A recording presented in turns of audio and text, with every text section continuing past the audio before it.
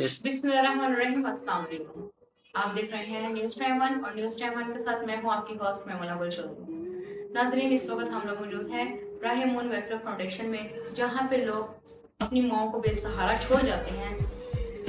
मुझे बहुत सारे लोग कमेंट्स में, बहुत सारे लोग पर्सनली व्हाट्सएप पे और बहुत सारे लोग कॉल्स पे पूछते हैं कि मैडम आप एक बात बहुत ज़्यादा बोलते हैं, वो क्यों बोलती हैं कि क़यामत खुद बताएगी क़यामत क्यों ज़रूरी है।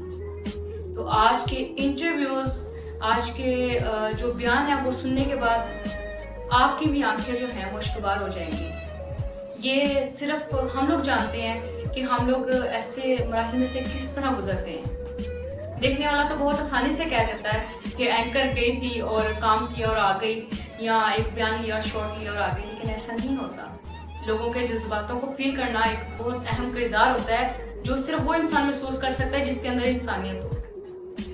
तो नाज़रीन, आइए मिलते हैं राहे मून के जो प्रेसिडेंट हैं मोहम्मद उस्मान साहब, और उनके व्यूज़ जानते हैं कि उन्होंने ये वेलफेयर का आगाज़ क्यों किया, कब किया और उनका क्या मिशन था इसके लिए। अस्सलाम वालेकुम सर। वालेकुम सलाम व रहमतुल्लाह। सर कैसे हैं आप? जी अल्हम्दुलिल्लाह। सर मुझे ये बताइएगा कि ये वेलफेयर का आगाज़ आपने कब किया? जी अल्हम्दुलिल्लाह, ये वेलफेयर का जो आगाज़ है ये हमने 2022 यकम फरवरी से स्टार्ट किया। सर इस वेलफेयर में आपके कौन कौन से जो हैं वो सिस्टम जो चल रहे हैं? जी अल्हम्दुलिल्लाह, इस वेलफेयर के अंदर सबसे पहले तो हमारे यहाँ ये सिलाई सेंटर है जो फ्री हमने बनाया है यतीम बच्चियों के लिए, बेवाओं के लिए। ऐसी माएँ जिनकी आमदन कम है वो यहाँ रोज़ाना आती हैं और सिलाई सीख कर वापस अपने घरों को चले जाती हैं। और इसके साथ साथ जो है इस इदारे के अंदर हमने जो मुस्तहिक अफराद हैं, जो लो लेवल तबका, जिसमें आप कह लें सिक्योरिटी गार्ड, इस तरह के जो लोग हैं, उनके लिए खाने का भी नज़र रखा है कि वो रोज़ाना की बुनियाद पर 15 से 20 अफराद वो हमने उनको टोकन इशू किए हुए हैं। वो दोपहर के वक्त आते हैं और खाना खाकर चले जाते हैं। और इसके साथ साथ हमने बेसहारा माओं को रखा हुआ है, एक शेल्टर होम बनाया है इस इदारे के अंदर।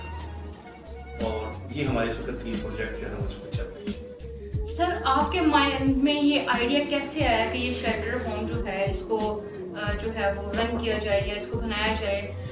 बिकॉज उन लोगों को तो शर्म नहीं आती जो माओं को घरों से निकाल देते हैं। मुझे शर्म, बल्कि मैं ये बयान करते हुए मेरी जो आंखें हैं वो शर्मसार हैं कि यानी कि ये लोग कैसे कर लेते हैं कि अपनी माओ को घर से निकाल दें। माँ एक ऐसा अजीम तोहफा है, अल्लाह की तरफ से एक नेमत है, एक रहमत है। तो सर आपके माइंड में ये आइडिया कैसे आया शेल्टर होम बनाने का? बस जी, इसके पीछे एक लंबी स्टोरी है।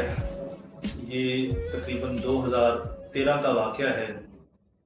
मैंने बहुत सी माओं को बहुत सी जगहों पर, मतलब पार्कों में ऐसे लवारिस फिरते हुए देखा, और भी बहुत सी जगहों पर मैंने देखा कि माओं का कोई हाल नहीं है, बच्चे अपनी माओं को नहीं रखते। तो फिर एक जहन में वो ख्याल जो है ना वो आ गया, और दिल में ये नियत की कि इंशाअल्लाह ताला ये काम जो है मैं करूँगा अपनी ज़िंदगी के अंदर। अल्लाह ताला के फजल से 2013 के अंदर ही मुझे हज पर जाने का मौका मिला।